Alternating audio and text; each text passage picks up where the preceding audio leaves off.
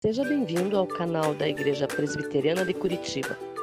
Esta é mais uma pregação expositiva, produzida nos cultos que oferecemos ao Senhor, organizadas aqui por livro da Escritura e em formato de playlist. Você está convidado a vir louvar a Deus conosco presencialmente e também a apoiar o canal e divulgar os vídeos, contribuindo assim para que o Evangelho de Jesus alcance cada vez mais almas. Que Deus seja glorificado com este trabalho. Então eu queria convidar você a abrir a sua Bíblia lá no Evangelho segundo Mateus, capítulo 5. Nós estamos numa série de mensagens no Sermão do Monte e evidentemente estamos tratando sobre as bem-aventuranças, que é o início desse sermão. Mateus capítulo 5. Na semana passada a gente fez uma introdução acerca de onde se fundamentam todas as bem-aventuranças. E hoje nós vamos entrar na primeira delas. Mateus capítulo 5, nós vamos ler do versículo 1 até o versículo 3. Amém? Todos acharam? Amém? Vamos lá. A palavra de Deus diz assim: Vendo Jesus as multidões, subiu ao monte e, como se assentasse, aproximaram-se os seus discípulos. E ele passou a ensiná-los, dizendo: Bem-aventurados os humildes de espírito, porque deles é o reino dos céus. Bem-aventurados os humildes de espírito, porque deles é o reino dos céus. Queridos, vamos continuar então hoje essa nossa caminhada ao Sermão do Monte e beber desse ensino de Jesus acerca do que é ser verdadeiramente feliz. Bem-aventurado tem tudo a ver com o que é ser verdadeiramente feliz, ser aprovado diante de Deus, ser divinamente feliz. E nós vamos continuar essa caminhada. Conforme nós vimos na semana passada, Jesus inicia isso aqui que nós chamamos de Sermão do Monte, mas que na verdade é a compilação do evangelista. Mateus, assim como Lucas também faz isso, ele compila uma série de estudos, uma série de discipulado, o resultado de uma caminhada de discipulado com Jesus, através daquilo que nós chamamos de bem-aventuranças. É isso que o evangelista faz. E na verdade Jesus vinha pregando a respeito do reino de Deus, que Mateus chama de reino dos céus, porque Mateus está escrevendo principalmente para os judeus, e os judeus não tinham o hábito de falar muito a palavra Deus, então ele usa o reino dos céus. Jesus vinha pregando pela Galileia, conforme mostra o capítulo 4, antes de entrar no Sermão do Monte, operando milagres, curando enfermos, e com isso ele atraiu a multidão de judeus. E no início do capítulo 5, como nós já vimos, Jesus vendo a multidão, ele se prepara para trazer o ensino. Ele, como mestre, como um rabi, ele se assenta, que foi aquilo que a gente falou aqui na semana passada. E talvez a expectativa do povo naquele momento, talvez a expectativa dos judeus, daquela multidão que o acompanhava, daquele povo que viu ele curando, que viu ele operando milagres, ele falando acerca do reino de Deus, talvez a expectativa daqueles que estavam seguindo a Cristo era que ele iria trazer uma certa revolução, que ele seria um revolucionário. Talvez para o povo judeu que cria e sabia da esperança de um Messias da linha davídica, talvez na cabeça deles estava assim: provavelmente é agora que Jesus vai se levantar, que este homem que está fazendo tudo isso, ele vai se levantar e nós vamos nos tornar novamente um reino independente. Talvez a expectativa daquele povo era que Jesus se assentasse para começar um discurso ali de trazer Israel para fora do domínio romano e transformar novamente Israel num país livre, num reino territorial. Mas Jesus começa o seu ensino com essa mensagem extremamente contracultural, extremamente diferente daquilo que talvez fosse a expectativa de muitos. E a primeira coisa que ele fala é: aprovados, divinamente felizes, verdadeiramente felizes, extremamente felizes, são os pobres de espírito. Olha que coisa complicada que Jesus fala aqui, né? Que negócio difícil no primeiro momento. Mas, queridos, apenas para um fim didático, apenas a fim da gente relembrar um pouquinho, que as bem-aventuranças aqui apontadas por Jesus, que foi o que a gente falou na semana passada, em primeiro lugar, elas não são sentimentos. Jesus fala isso não como características naturais, lembra que a gente falou isso para quem estava aí? Mas sim expressões vivas do Espírito Santo agindo na vida do seu povo. Em segundo lugar, relembrando, vale lembrar também que se elas não são naturais, mas são evidências espirituais, elas distinguem o povo de Deus daqueles que ainda não possuem o reino de Deus. Se elas são características provenientes do Espírito, se o que Jesus lista aqui não são características naturais, mas sim características espirituais, elas nos distinguem aqueles que estão no reino de Deus, aqueles que receberam o reino de Deus, daqueles que não receberam ainda. E em terceiro lugar, vale a gente relembrar também que elas também demonstram o domínio e o senhorio de Cristo sobre as nossas vidas. Nós precisamos ouvir as palavras de Jesus e lembrar de todas essas coisas. Então nós precisamos entender de fato que Jesus está apontando para um caminho real de felicidade aqui, um caminho verdadeiro.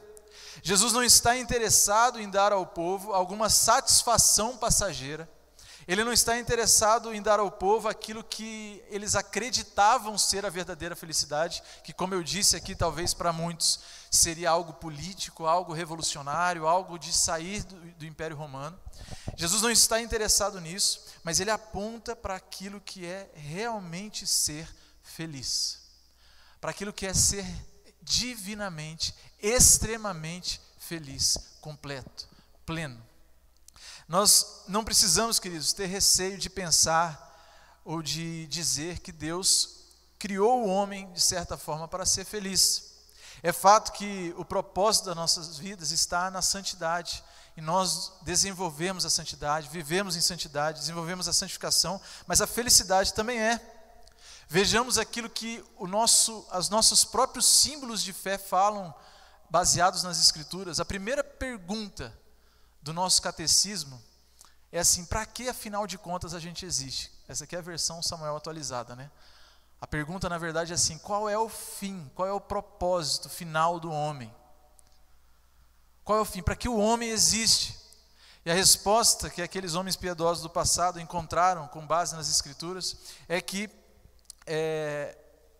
o homem existe para glorificar a Deus e gozá-lo eternamente. Ou seja, o nosso propósito é também termos gozo, alegria no nosso Criador. Então nós não precisamos ter receio de entender aqui que Jesus está apontando o caminho para sermos felizes, e não precisamos ter receio de dizer que Deus sim nos fez para vivermos a felicidade desde já. Nós não podemos acreditar ou não podemos nos acomodar pensando assim: não, nós somos cristãos, nós somos crentes, então nós fomos feitos para sofrer. Aqui é sofrimento mesmo, tá? Você vai sofrer horrores, é só sofrimento, a felicidade está guardada para a eternidade. Evidentemente, queridos, que nós vamos provar de tal felicidade, de completude plena, de estarmos 100% realizados em Deus apenas na eternidade. Mas Deus nos fez para provar dessa eternidade desde já, pois é para isso que nós existimos. Foi para glorificar a Deus e para gozá-lo eternamente, para vivermos em alegria, para vivermos em júbilo. Você e eu fomos criados por Deus para termos isso, né? Aí o reverendo John Piper, ele fala um negócio que o Daniel até falou aqui na ministração hoje. Você sabe qual que é o problema? O problema está em nós nos contentarmos com pequenas alegrias, ao invés de querermos a verdadeira felicidade. Nós temos problemas de entender que Deus nos fez para ser feliz, porque quando isso cai nos nossos ouvidos, nós pensamos que nós sabemos as diretrizes daquilo que nos faz feliz. Nós pensamos assim: eu sei o que me faz feliz, o que me faz feliz é fazer tal coisa, o que me faz feliz é, sei lá, é encher a cara, é fazer A ou B, e na verdade não. Nós queremos criar o nosso próprio reino, nós nos contentamos com pequenas coisas, nós buscamos a felicidade em pequenas alegrias momentâneas, em coisas materiais, em coisas comuns, mas a felicidade proposta pelo Deus vivo, pelo nosso Criador, o para que Ele nos fez, é uma felicidade que nós só podemos encontrar nele, amém? Está acompanhando aí? É só a felicidade que nós conseguimos encontrar nele. Salomão, lá em Eclesiastes capítulo 2, ele relata uma jornada que ele fez atrás da felicidade. Se você ler todo o capítulo 2 de Eclesiastes, você vai ver que Salomão, ele fala que ele procurou no álcool a felicidade, que ele se deu ao vinho para ver se ele encontrava entre os ébrios a felicidade. Ele procurou nas riquezas, ele procurou nas aventuras, nos prazeres. Salomão teve 1000 mulheres. Nos prazeres carnais, na fama, no sucesso, ele se tornou um homem conhecido por conta da sua sabedoria. As pessoas iam ouvir Salomão, iam querer saber o que ele falava, o que ele pensava, como que ele agia. As pessoas que não eram do povo de Deus. Então Salomão relata no capítulo 2 toda essa procura que ele teve pela felicidade, e no final ele termina dizendo que nada daquilo era substancial, mas era vazio, e ele conclui todas as etapas da busca dele dizendo assim: tudo é vaidade e correr atrás do vento. Então, queridos, vamos entender sobre essa receita que Jesus traz aqui, sobre a verdadeira felicidade, o que é nós sermos verdadeiramente felizes, extremamente realizados no nosso Deus. Vamos entender, analisando em específico essa primeira bem-aventurança que Jesus fala aqui. Bem-aventurados os humildes de espírito, porque deles é o reino dos céus. Para a gente analisar um pouquinho essa bem-aventurança, eu não vou dividir em tópicos hoje, mas eu vou dividir em perguntas. A gente vai fazer perguntas para o texto, para a gente entender um pouquinho melhor o que Jesus está ensinando. A primeira delas é o seguinte: que felicidade então é essa proposta por Jesus? Já que você falou, Samuel, citou o Piper aí, que diz que a gente se contenta com pequenas alegrias, que a gente tenta fazer o nosso próprio reino, aquilo que a gente entende que nos faz feliz é o que a gente busca. Então, e não é isso que nos realiza de fato, não é isso que nos dá a verdadeira felicidade, esse gozar a Deus eternamente não está nessas pequenas alegrias. Então, que felicidade é essa proposta por Jesus? Essa é a primeira pergunta de hoje.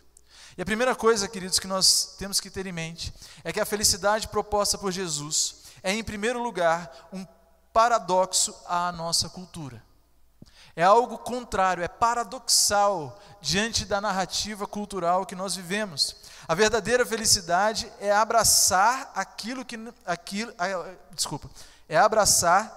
que os que não seguem a Jesus repudiam e repudiar o que aqueles que não seguem a Jesus aplaudem. Veja só como a receita de Jesus, aquilo que ele expõe para nós, conforme a gente também falou na semana passada, sobre o que faz, quais são as características daquele que é feliz, daquele que é aprovado por Deus. Ele vai começar dizendo assim que é o pobre, é o que chora, é o que é manso, é o que tem fome e sede de justiça, é o que é puro de coração, é o que é pacificador, é o que é perseguido por causa da justiça. Valores completamente esquecidos no nosso tempo, na nossa cultura, e talvez não só esquecidos, mas hostilizados no mundo sem Deus, e talvez até mesmo nós aqui, se pararmos para pensar, num primeiro momento, parece muito estranho ser essa a lista que caracteriza aqueles que são plenamente felizes. A verdadeira felicidade proposta por Jesus, ela é paradoxal à nossa cultura. O nosso tempo ele prega que ser feliz é aquele que é durão, é aquele que é inteligente, é aquele que é esperto, aquele que consegue se dar melhor do que os outros. Feliz é aquele que desfruta dos prazeres da carne. Feliz é aquele que talvez tem dinheiro, é aquele que não sofre a perseguição, mas é aquele que talvez produz a perseguição ou está numa situação mais privilegiada. Feliz é aquele que tem posses. Seria muito mais natural aos nossos ouvidos, mas por quê? Porque a felicidade proposta por Jesus, ela é em primeiro lugar paradoxal. Em segundo lugar, queridos, a felicidade proposta por Jesus, ela não possui uma fonte externa, mas sim interna. Presta atenção, a felicidade proposta por Jesus, ela não está fundamentada em coisas externas, em coisas materiais, em coisas comuns, mas ela parte de algo interno. Jesus não está apontando para as coisas materiais. Como nós já vimos também, de certa forma, na introdução, na semana passada, Jesus não está falando aqui que coisas boas materiais, que boas coisas materiais não são bênção também. Jesus não está falando que a gente não deve querer bênçãos que são materiais também, ou que aquilo é ruim, mas Jesus está falando que isso não caracteriza aquele que de fato é abençoado. Jesus está falando que a essência da bênção, a essência da alegria, a essência da completude que eu e você precisamos para sermos felizes, não estão nas coisas externas, não estão nas coisas materiais, nas coisas comuns. Ainda que, por exemplo, as pessoas ricas possam desfrutar de posses e de fortunas, as riquezas não satisfazem a alma, porque a Bíblia diz que Deus colocou a eternidade no coração do homem, e aquilo que não for eterno, portanto, ou aquilo que não é material, aquilo que é material, não preenche o vazio do coração. Consegue entender isso? A felicidade proposta por Jesus, ela não tem uma fonte externa, porque no meu e no seu coração, Deus, quando nos criou, Ele colocou o senso da eternidade no nosso coração. Nós fomos feitos de forma a sermos eternos em Cristo Jesus, a provarmos da vida eterna, a relacionarmos com Deus. A morte não é algo natural para o homem criado por Deus, e por isso, por conta desse senso, por conta da eternidade, aonde nós tentemos buscar os nossos sensos de realização, de completude, de plenitude, que não sejam em coisas eternas, nós vamos ser frustrados. Ainda que você busque no estudo, ainda que você busque na faculdade, ainda que você busque na profissão, ainda que você busque no dinheiro, ainda que você busque nos relacionamentos, você pode alcançar tudo isso. E se você não tiver uma vida de relacionamento íntimo com Cristo, se você não tiver uma vida de relacionamento com Deus, certamente seu coração continuará vazio. Porque a verdadeira felicidade proposta por Jesus, ela não tem uma fonte externa, mas sim interna. Há uma ilusão, queridos, de que quando nós temos várias coisas, talvez você está fazendo planos na sua vida, talvez você está numa fase de planejar, de pensar para frente, e a gente é tentado a pensar assim, olha, não, o dia que eu casar vai mudar minha vida, eu vou ser feliz, vai ser tudo bem. O dia que eu ter minha casa, o dia que eu sair da faculdade, o dia que eu arranjar tal emprego, o dia que eu abrir uma empresa, né, o dia que a gente fica colocando alvos, e a gente parece que está sempre correndo lá, tentando achar o final do arco-íris, porque a gente está achando que a felicidade está numa fonte externa, quando ela está numa interna. O Daniel citou aqui Jeremias 2,13, né? O texto diz assim, porque 2 males cometeu o meu povo, a mim me deixaram um manancial de águas vivas, e cavaram cisternas rotas, que não retêm água. O profeta está falando assim, né? Deus falando através do profeta, que o povo abandonou a fonte de água, manancial de águas vivas, limpas, para cavar cisternas na terra. E aí quando ele fala cisternas rotas, ele está dizendo assim, cisternas que não mantêm a qualidade da água, que entra sujeira, a água suja. A palavra de Deus diz isso para o povo, e isso reflete na nossa vida, quando nós buscamos a felicidade em coisas externas. Nós abandonamos o manancial, a água pura, limpa, que é o próprio Deus, para buscar a nossa alegria momentânea, para buscar aquilo que a gente acha que vai nos satisfazer, mas é uma água muito mais suja, é uma água muito menos água, é muito pior. E nós fazemos isso quando nós trocamos a fonte dessa felicidade. A verdadeira felicidade não está centrada na posse das bênçãos, mas na intimidade com o abençoador. Entenda isso, a verdadeira felicidade, ela não está em você receber aquilo que você ora pedindo, ela não está em você receber as bênçãos que você tanto anseia, mas a verdadeira felicidade está na intimidade com aquele que te abençoa com essas coisas, no relacionamento. Se você tem se contentado apenas com as bênçãos recebidas, queridos, muito provavelmente você não pode se dizer feliz verdadeiramente do modo como Cristo descreve aqui. Porque essa felicidade, ela é proveniente de algo interno, que é a relação plena, a relação íntima com aquele que doou a você todas as coisas. Essa é a verdadeira felicidade. A última coisa respondendo essa pergunta, que felicidade então é essa? É que a felicidade proposta por Jesus também não é uma promessa futura, mas é uma realidade presente. Eu comecei falando aqui um pouco sobre isso. E é interessante que nas bem-aventuranças, Jesus não fala assim, bem-aventurados serão os humildes de espírito. Ele fala assim, não são, é agora. Você vive a felicidade agora. Essa é uma descrição de quem está encontrando essa aprovação, de quem está encontrando essa plenitude agora. Em outras palavras, o projeto de Deus para nós é que sejamos felizes hoje. A felicidade não é apenas na eternidade, mas é para agora. A felicidade não está adiada, mas nós podemos vivê-la agora, em intimidade com o nosso Deus. provando do relacionamento com o abençoador. Então, respondendo essa primeira pergunta, que felicidade é essa proposta por Jesus? A gente entende que a felicidade proposta por Jesus, ela é paradoxal ao nosso tempo. Ela é invertida aos valores daqueles que não conhecem a palavra de Deus. A felicidade proposta por Jesus não possui uma fonte externa, mas sim interna. E a felicidade proposta por Jesus, ela também não é uma promessa futura, mas é uma realidade presente. Amém? A segunda pergunta para a gente responder, para a gente olhar para o texto. O que significa então ser humilde de espírito? O que será que Jesus quis dizer com essa expressão? O que significa isso aí que Jesus falou? E para a gente começar a responder, eu queria tirar da frente algumas coisas que não significam. Algumas coisas que pode parecer, mas não é.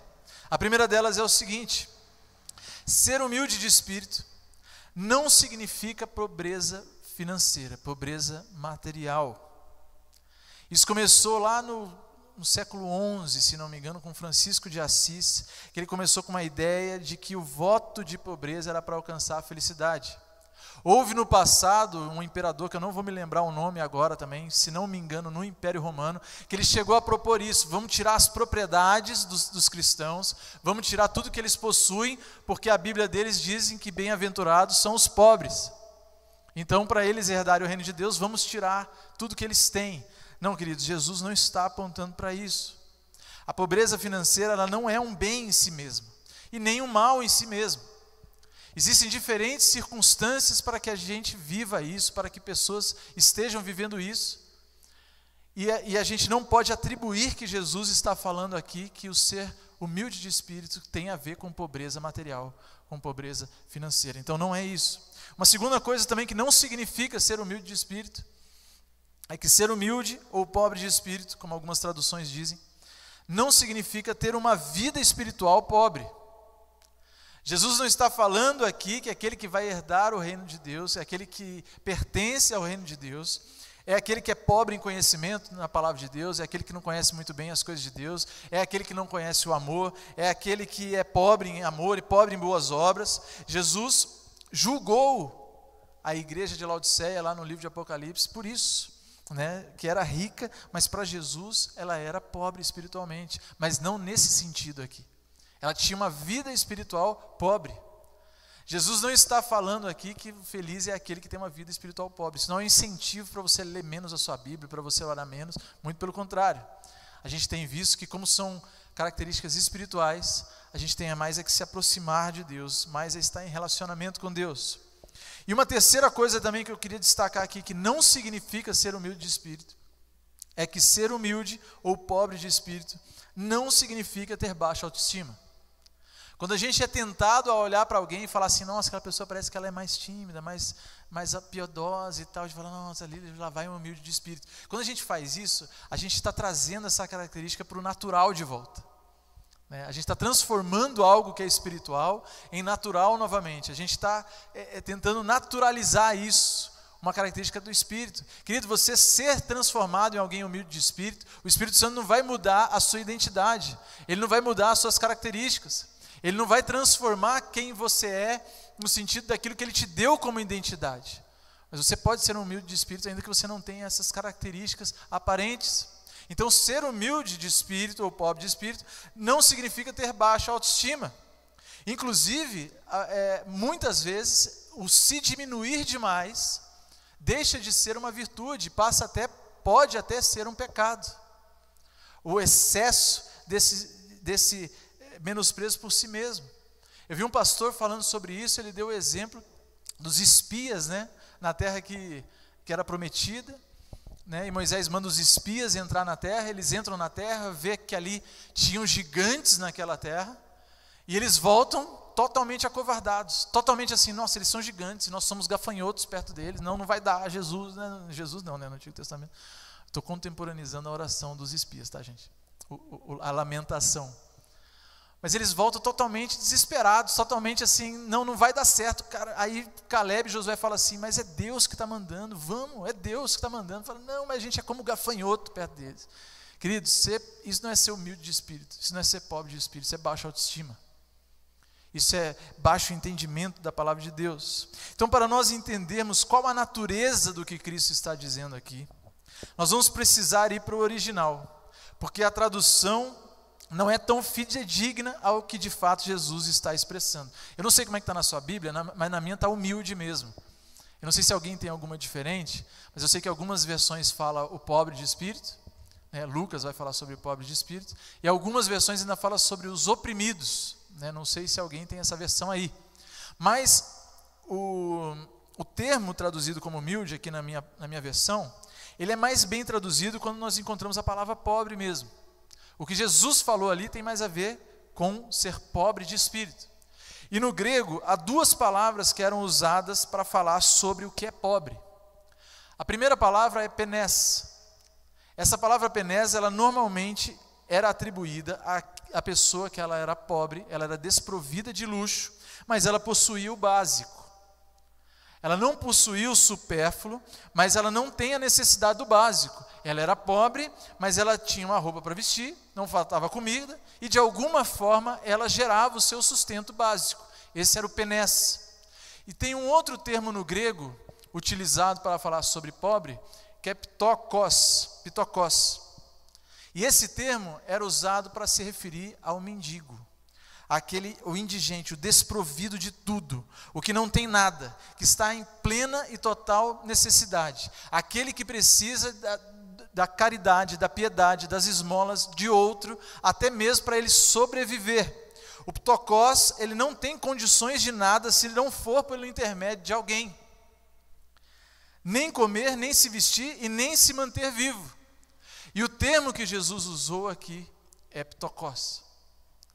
Ele fala assim, bem-aventurado o ptokos de espírito, aquele que não tem a menor condição, aquele que entende que ele é desprovido de toda e qualquer condição espiritual de se achegar a Deus, aquele que olha para si mesmo e fala assim, se eu não for ajudado, se eu não for amparado, se eu não for resgatado, se eu não for salvo, se não for Jesus, eu não tenho condições de me achegar perto de Deus. É esse o termo que Jesus está usando aqui.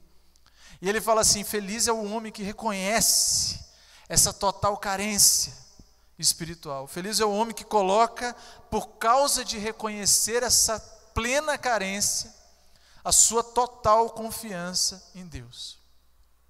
É isso que Jesus está falando aqui. O ser humilde de espírito é isso. Ser pobre de espírito é a base para todas as outras virtudes, querido. Jesus, quando começa a falar sobre as bem-aventuranças, ele tem um propósito de colocar nessa ordem, porque é impossível pensar nas outras bem-aventuranças se nós não começarmos por este alicerce, por esse fundamento que Jesus começa logo de cara construindo. O começo da bem-aventurança é quando você reconhece que precisa se aproximar de Deus de mãos vazias. É quando você percebe que você não tem nada em você mesmo que é capaz de se salvar, que você não tem nada em você mesmo que possa dizer assim, olha, cheguei aqui no céu, chegou o dia da glória, morreu, foi para o céu, chegou lá e falou assim, consegui, tá vendo? Eu era um cara bom, eu dava dízimo na igreja, eu tocava no louvor, eu fui diácono, eu fui presbítero, eu fui pastor. Não vai conseguir, isso aí não tem nada em nós, e é isso que Jesus está construindo aqui. O começo é esse, nos achegarmos diante de Deus, nos aproximarmos diante dele, sem reivindicar o que nós pressupostamente achamos que nós merecemos. Jesus está nos mostrando que antes de tudo, a caminhada com ele, nós precisamos nos esvaziar. O primeiro passo nesse caminho da verdadeira felicidade, o primeiro degrau é aquele assim, eu vou me desprover de tudo, é se esvaziar completamente, é esvaziar o seu coração. Faz parte essencial do Evangelho o fato de que a convicção do pecado antecede a conversão. Queridos, a gente não pode ter vida com Jesus, a gente não pode ter plenitude do Espírito, a gente não vai ser plenamente realizado em Deus, não tem como Deus nos encher com o Espírito dele, não tem como Deus nos encher da graça se nós estivermos cheios de nós mesmos, se nós estivermos cheios do nosso orgulho, se nós estivermos cheios da nossa vaidade, da nossa forma de pensar, se a gente estiver cheio das nossas próprias ambições, não tem como. O primeiro passo é que nós precisamos nos esvaziar. O problema é que nós queremos as bênçãos do reino, mas nós não queremos Deus interferindo nisso, né? Parece que a gente quer assim, Deus, a gente quer a bênção, a gente quer tudo aí que o Senhor fala, mas eu queria eu mesmo ser o rei, pode ser? Parece que a gente quer um pouco isso, mas não tem como, o caminho é esse.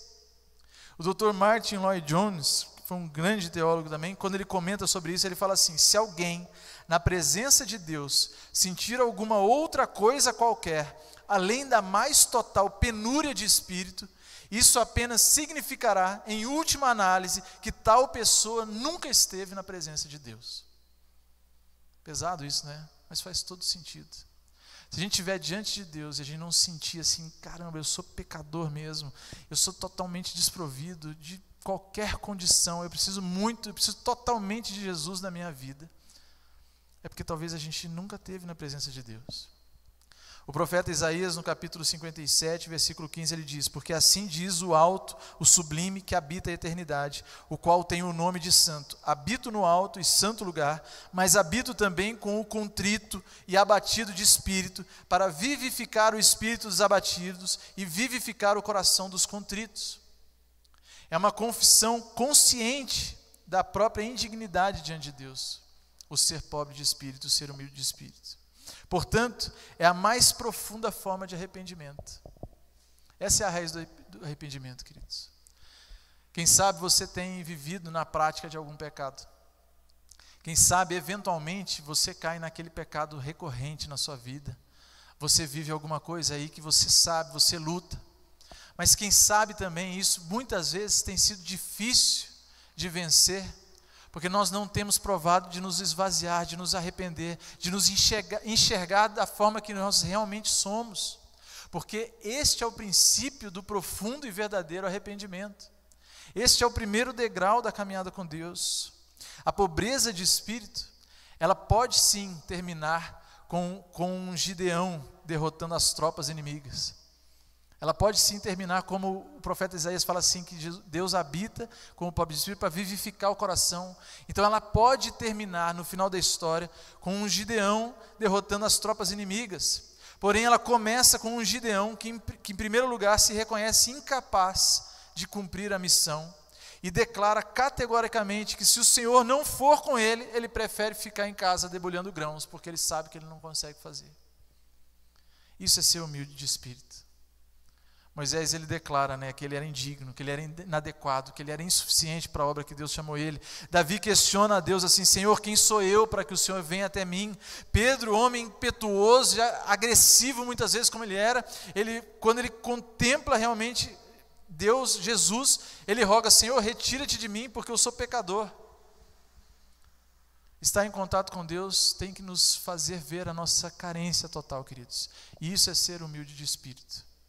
Isso é ser pobre de espírito, isso é provar do tokos, isso é ir ao pó e entender que nós somos completamente carentes de Jesus na nossa vida, para nos achegarmos ao próprio Deus. A terceira e última pergunta, para a gente caminhar para o final. A gente já falou sobre qual é essa verdadeira felicidade que Jesus está falando, que é o bem-aventurado. A gente já explicou aqui um pouquinho sobre o que é ser humilde de espírito, ou pobre de espírito, como a tradução melhor diz. E em último lugar, o que significa que é deles o reino dos céus? Porque Jesus fala isso, né? Bem-aventurados os humildes de espírito, porque deles é o reino dos céus. E mais uma vez vale dizer aqui que não se trata de uma promessa futura. É interessante porque o versículo 3 e o versículo 10, onde estão as bem-aventuranças, a promessa é que é o reino dos céus, tanto no 3 como no 10. E aí a gramática hebraica vai nos mostrar que ali tem um porquê fazer isso. Ele está colocando no invólucro tudo o que ele está dizendo, né? Era uma forma de paralelismo hebraico de escrever assim. Ele coloca a promessa porque deles é o reino dos céus na primeira bem-aventurança e põe na última, querendo dizer que aquele todo ali é uma coisa só, que aquele todo ali é uma descrição daquele que pertence ao reino. Mas é interessante porque todas as que estão no meio, a promessa é no futuro, mas a do pobre do espírito e a do versículo 10 é uma promessa no presente, porque deles é o reino dos céus. E é interessante, queridos, porque quando a gente fala sobre provar do reino dos céus, provar do reino hoje, fazer parte do reino hoje, eu me lembro de Paulo, quando ele está escrevendo aos Efésios, No capítulo 1, versículo 13 e 14, ele diz assim: em quem também vós, depois que ouvistes a palavra da verdade, o evangelho da vossa salvação, tendo nele também crido, aí olha o que ele fala: fostes selados com o Santo Espírito da promessa, o qual é o penhor da nossa herança, até o resgate da sua propriedade, em louvor da sua glória. Paulo, quando ele está escrevendo à igreja lá em Éfeso, ele fala que nós fomos selados pelo Espírito Santo de Deus, e que o Espírito Santo de Deus, ele é o penhor da nossa herança, ou seja, ele é a garantia. Aquele que penhora algo, ele está dando algo em garantia.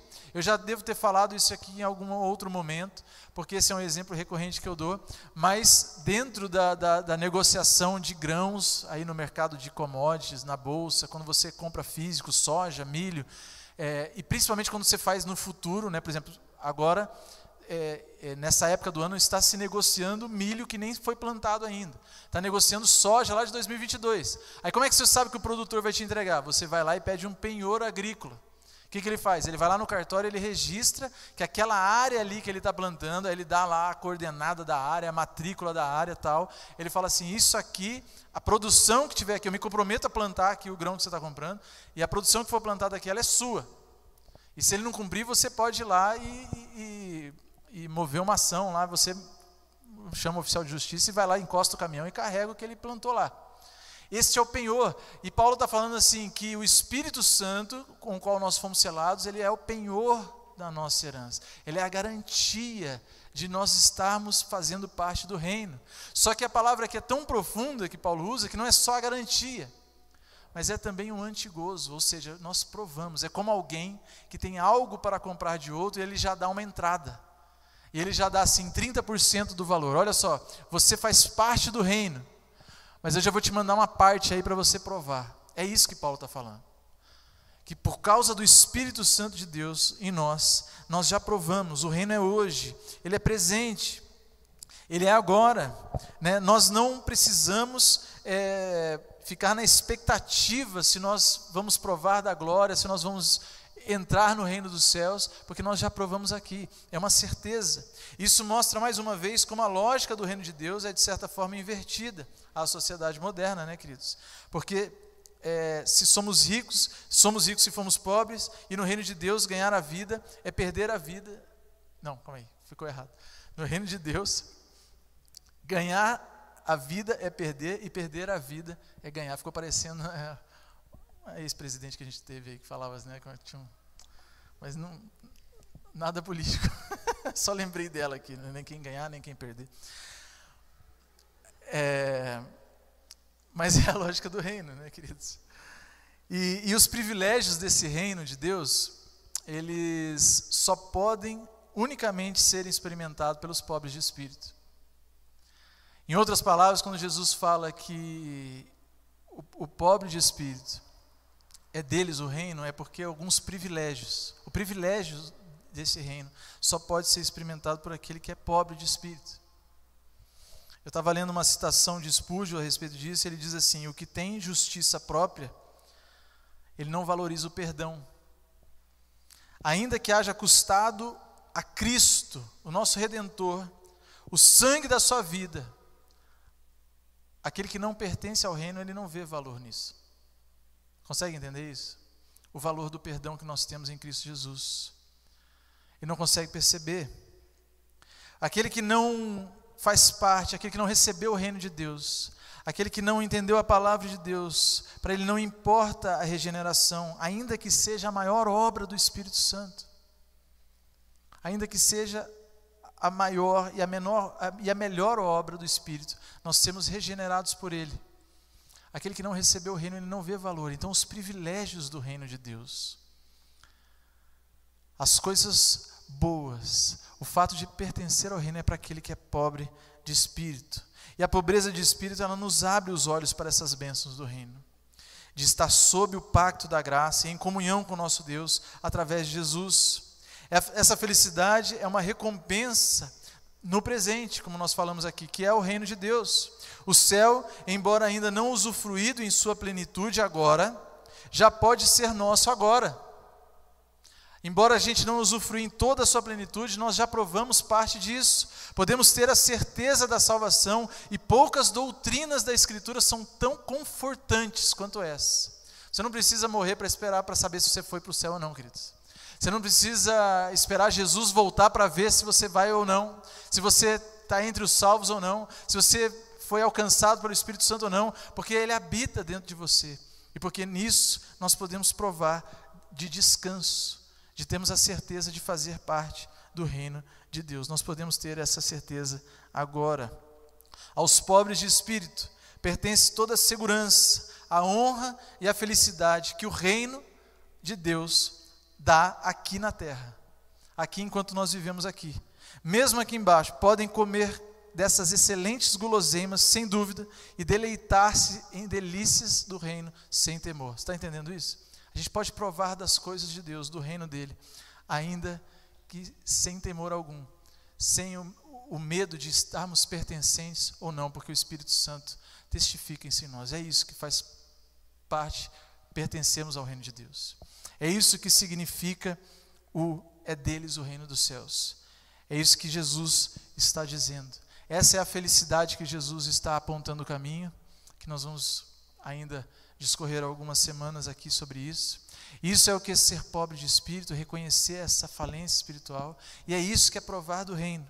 E para concluir, queridos, você pode perguntar e pode estar se perguntando, como que nós podemos então saber se nós somos pobres de espírito? Como é que eu posso saber se eu sou de fato esse aí? Será que eu tenho essa virtude? Será que o Espírito Santo está produzindo isso na minha vida, no meu coração? Será que eu sou de fato alguém que pode se dizer humilde de espírito, pobre de espírito? Tem pelo menos duas coisas que eu acho que vai servir para mim e para você como uma bússola nessa busca aí, como um termômetro. A primeira é que a base do nosso entendimento sobre a nossa aceitação por Deus tem que estar nos méritos de Cristo. Ou seja, você se entender e se ver filho de Deus, aceito por Deus, se você, a base do seu entendimento do porquê você ora, e porquê que Deus ouve a sua oração, porquê você pode louvar a Deus, e porque você sabe que está sendo ouvido por Deus, porquê que Deus tem te sustentado e amparado, se a base daquilo que você entende como a sua aceitação diante de Deus estiver em qualquer outra coisa que não é mérito de Cristo Jesus, pode ser um problema. Você acenda a luz amarela aí no seu coração, porque isso revela naquilo que nós estamos confiando. No que você está confiando? No que você confia que salva a sua alma? No que você confia que conduz a sua vida? No que você confia que faz pleno a sua vida, que você se vê totalmente realizado, com o seu senso de realização atendido? Aonde está a sua confiança? Como eu brinquei aqui mais cedo, se a gente crer que só pelo fato da gente ser cristão, da gente vir à igreja, da gente dar o dízimo, da gente não sonegar imposto, da gente não roubar, da gente não usar droga, seja como for, se alguma coisa desses itens for a nossa base para a gente argumentar que Deus deveria nos aceitar por isso, isso tem que acender um alerta no nosso coração, porque a nossa base desse entendimento tem que estar no mérito de Cristo. A segunda coisa para nós percebermos, fazermos uma autoanálise, se nós somos pobres de espírito, é quando o nosso coração estiver desprovido de toda e qualquer vaidade. Toda e qualquer vaidade. Quando a gente olha para o livro de Jó, a gente vê que ele já era um homem piedoso. A Bíblia fala que ele era o mais piedoso da sua geração. Mas enquanto ele estava sendo provado, em alguns momentos, a gente vê que ele argumenta com Deus, para Deus dar uma chance para ele, para Deus permitir ele mostrar as suas virtudes, os seus predicados morais, a sua justiça. Em alguns momentos Jó tenta argumentar isso com Deus, tenta mostrar isso para ele. Mas num determinado momento Jó tem uma visão plena de quem Deus é. Ele entende de fato a glória, a majestade, o poder de Deus que leva ele para o pó. E aí a frase dele é o seguinte: eu te conhecia só de ouvir, mas agora os meus olhos te veem, por isso eu me abomino no pó e na cinza. Queridos, uma das coisas que nos ajuda a ter um termômetro no coração se estamos sendo pobres de espírito é o tamanho da nossa vaidade. é o tamanho daquilo que a gente ainda coloca como orgulho, como farisaísmo talvez. Enquanto existia alguma gota, algum rastro de farisaísmo no nosso coração, crendo que há algum mérito em nós para nós sermos recomendados a Deus, nos falta ainda sermos pobres de espírito e certamente nós não somos plenamente felizes. Nós não gozamos eternamente de Deus, como é a resposta do nosso catecismo, nós não provamos disso. E existe uma diferença, para acabar, tá, queridos? Existe uma diferença real entre sermos felizes e estarmos felizes. Existe uma diferença substancial entre o manancial de águas vivas e as cisternas rotas, aquelas que a gente faz para nos contentar em pequenas alegrias. Existe algo substancial. E hoje, eu estudando um pouco sobre o sermão, eu ouvi uma história que eu queria compartilhar com vocês, que mexeu comigo profundamente, ao meditar sobre ser feliz e sobre estar feliz. Existe um homem chamado Dr. Eu não sei como é que pronuncia o primeiro nome dele, mas é Horatio Spafford. Ele era um americano do século XIX, um advogado, que vivia em Chicago. Ele era um homem muito rico, e ele foi convertido a Cristo Jesus por causa de uma das cruzadas do Dr. Dwight Moody, né? Quem é seminarista ou é estudante de teologia, pastor, aí, com certeza conhece o Moody, porque ele tem muitos comentários. E esse Dr. Spafford, que era um advogado em Chicago, se converteu numa pregação do Dr. Moody. E ele era um homem muito rico, e ele investiu muito dinheiro no campo imobiliário de Chicago. E aí eu vou ler um pouquinho do que eu tirei lá do Wikipédia da história desse homem para você, para ficar mais bem claro. Lá diz o seguinte, que em 8 de outubro de 1871, houve aquele grande incêndio de Chicago, que ele é bastante famoso, e devastou toda a cidade. E o Dr. Spafford, que era esse advogado de sucesso, havia investido fortemente no mercado imobiliário, e o incêndio destruiu quase todas as suas posses adquiridas com o seu trabalho. Ele teve uma baixa financeira muito grande nesse ano. 2 anos depois, em 1873, o Dr. Spafford, ele decidiu que sua família iria passar as férias em algum lugar na Europa. E ele escolheu a Inglaterra, sabendo que o seu amigo, o Dwight Moody, que foi esse que na pregação dele ele se converteu, estaria pregando na região da Inglaterra naquele outono. A necessidade de cuidar dos negócios foi tão grande que ele não pôde embarcar com a sua esposa e com as filhas. A sua esposa chamava Ana e ele tinha 4 filhas, Anne, Meg, Bessie e Taneta. Então ele não pôde ir no primeiro navio, ele mandou a sua esposa e as suas 4 filhas. Mas em 21 de novembro de 1873, enquanto elas atravessavam o Atlântico neste navio a vapor, o navio foi atingido por uma embarcação de ferro, levando o navio que levava elas a pique, e tirando a vida de 226 pessoas, incluindo todas as suas filhas. As 4 filhas dele morreram. Spafford recebeu a fatídica notícia quando a sua esposa, que sobreviveu à tragédia, ao chegar a salvo na Inglaterra, enviou um telegrama que ficou famoso com a mensagem "Saved alone", ou seja, salva, porém sozinha, indicando assim que havia sido a única sobrevivente da família. Queridos, o Dr. Spafford, depois disso, ele pegou um navio para a Inglaterra para encontrar a sua esposa. E ele pediu que o comandante, quando passasse pelo local do acidente, onde as 4 filhas dele morreram, o comandante pudesse indicar o lugar. E quando passou por ali, a história nos conta, e a história dele é muito legal. Depois, se você quiser pesquisar e ler mais sobre ela, é muito interessante. Mas a história conta que o Dr. Spafford, quando passou por ali, ele começou a orar, e ele nunca compôs música na vida dele. Ele nunca foi um compositor. Mas naquele episódio, enquanto ele passava pelo local onde as 4 filhas dele haviam morrido, começou a vir uma composição ao coração dele. E ele compôs uma música que diz assim: se paz, a mais doce, puderes gozar, se dor, a mais forte sofrer, ó seja o que for, tu me fazes saber que feliz com Jesus sempre sou.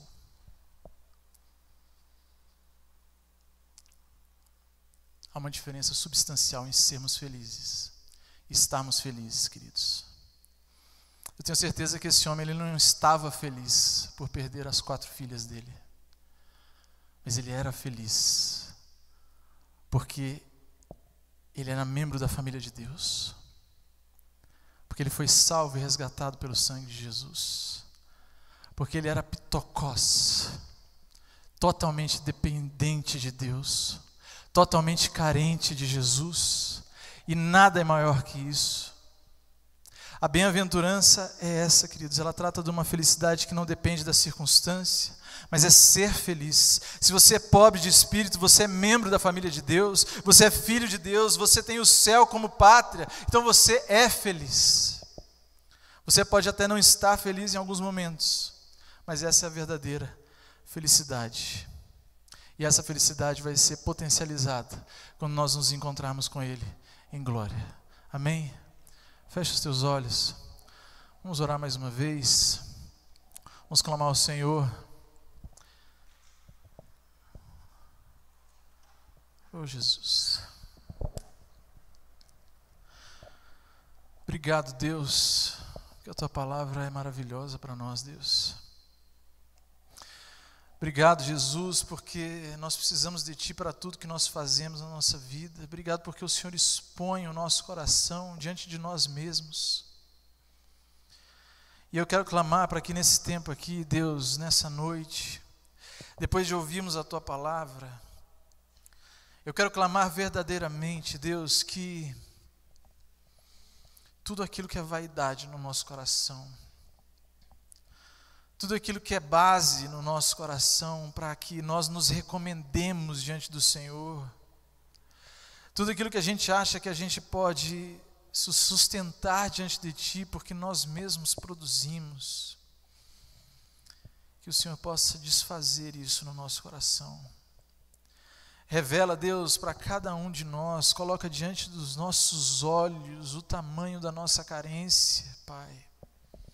Tira todo orgulho, toda vaidade, todo senso de direito próprio, de reivindicação daquilo que nós achamos que nós merecemos, Deus, e nos coloca prostrados diante do Senhor, porque nós precisamos entender isso.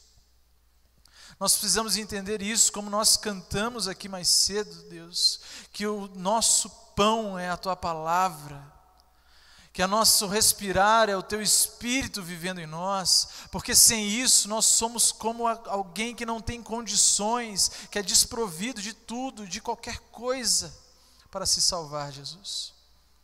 Mas faz de nós esses representantes do Teu reino, nos alcança com essa verdade. Nós queremos ser pobres de espírito, Deus, nós queremos ser humildes de espírito, queremos ter o coração diante do Senhor, quebrantado, para a honra e glória do Teu nome, Jesus. Faz isso em nós, é isso que nós oramos e agradecemos no nome de Jesus. Amém. Obrigada por ter estado conosco até agora. A Igreja Presbiteriana de Curitiba espera que este conteúdo tenha servido de bênção. Antes de encerrar o vídeo, não esqueça de avaliar, acionar as notificações e inscrever-se no canal. Com essas pequenas ações, você apoia o nosso trabalho e tem acesso às demais pregações. E, se desejar, considere contribuir acessando o QR Code que aparece na sua tela. A Igreja Presbiteriana de Curitiba novamente agradece e que Deus o abençoe.